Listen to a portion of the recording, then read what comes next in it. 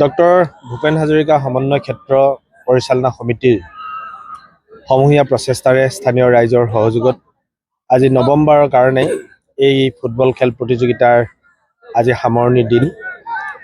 এই অনুষ্ঠানত মই উপস্থিত থাকিবলৈ পাই আনন্দিত হৈছোঁ। ইতিমধ্যে প্ৰথমাৰ্ধৰ খেল আৰম্ভ হৈছে আৰু এখন সুন্দৰ খেল আমি উপভোগ কৰাৰ সুযোগ লাভ কৰিছোঁ। মই তাৰ বাবে আমাৰ ভূপেন হাজৰিকা স্মৃতি সুৰক্ষা সমিতিৰ বিষয়ববীয়াসকলক মই ধন্যবাদ জনাইছোঁ। তেখেতলোকে ভূপেন দাৰ নামটো জীয়াই ৰাখিবৰ কাৰণে এনেধৰণে এটা ক্ৰীড়াৰ ক্ষেত্ৰখনতো এটা খোজ থৈ তেওঁলোকে গ্ৰাম্য সমাজত সিঁচৰিত হৈ থকা, বাগিচা অঞ্চলত সিঁচৰিত হৈ থকা নতুন প্ৰজন্মৰ খেলুৱৈসকলক উলিয়াই আনিবৰ কাৰণে এটা যি ব্যৱস্থা কৰিলে তাৰ বাবে মই ধন্যবাদ জনাইছোঁ। আৰু ইয়াৰ যোগেদি মই আশা কৰোঁ যে অনাগত দিনত আমাৰ গ্ৰাম্য অঞ্চলৰ পৰা ভাল ভাল খেলুৱৈবিলাক উদ্ধাৰ হ'ব আৰু তেওঁলোকে বিশ্বমুখী যি ক্ৰীড়াৰ যাত্ৰা, এই যাত্ৰাত তেওঁলোকে আগবাঢ়ি যাবৰ কাৰণে সুযোগ লাভ কৰিব।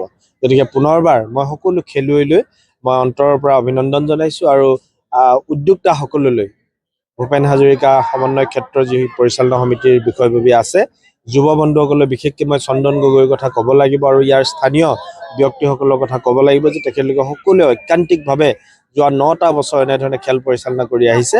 মই পুনৰবাৰ শুভকামনা জনাইছোঁ।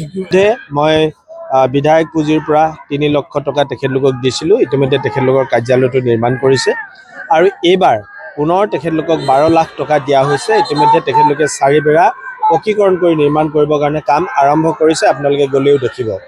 গতিকে মই ভাবোঁ যে এইটো আমাৰ নিৰ্মাণ কাৰ্যৰ এইটো শুভ আৰম্ভণি হৈছে।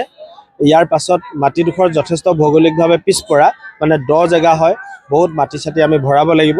কিন্তু মাটি ভৰোৱাৰ আগতে আমি ভাবিছোঁ যে ৱালখন অলপ শকতকৈ মাৰি ল'লেহে আমি মাটিখিনি ভৰাব পাৰিম। সেইকাৰণে ৱালখন আমি প্ৰথমতে নিৰ্মাণ কৰিছোঁ। তাৰপিছত আমি মাটি ভৰাম। মাটি ভৰোৱাৰ পাছত যেনেধৰণে ঘৰ দুৱাৰ যি নিৰ্মাণ কৰিব লাগে, আমাৰ বহুখিনি পৰিকল্পনা আছে। এটা সুন্দৰ প্ৰেক্ষাগৃহ, আধুনিক অডিটৰিয়াম আমি নিৰ্মাণ কৰিবৰ কাৰণে আমাৰ হেঁপাহ আছে। তাত এটা আমি ৰেষ্ট হাউচ আৰু অতিথিশালা এটা নিৰ্মাণ কৰাৰো আমাৰ সংকল্প আছে। এটা ভাল পুথিভঁৰাল নিৰ্মাণ কৰাৰ আমাৰ সংকল্প আছে। এই কামখিনিক অনাগত দিনত আমি কৰি গৈ থাকিম।